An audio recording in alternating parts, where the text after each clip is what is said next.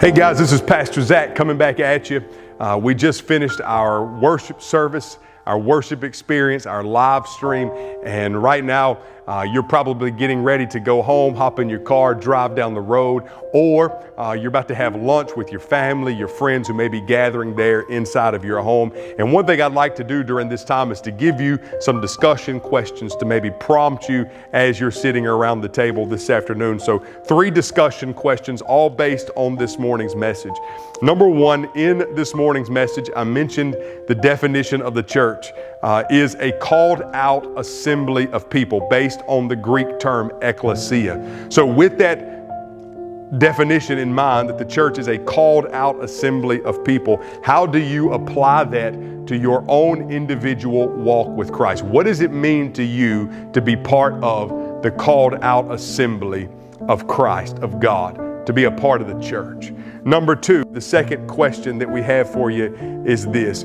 In the message, I asked you to go with me 2,000 years ago into that small upper room in Jerusalem. And I told you, or asked you, to look around.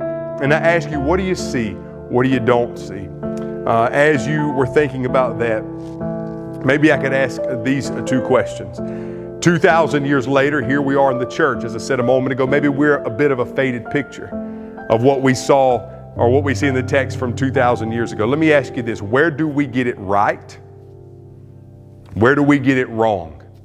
What are some things we can keep? What are some things that maybe need to get thrown away? Third discussion question I have for you today is this. Times are crazy. Times are wild.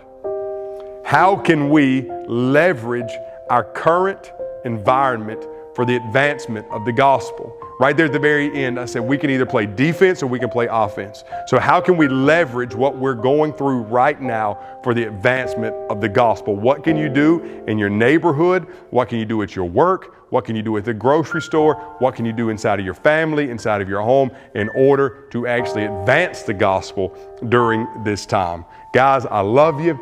God bless you. We'll see you in a few days.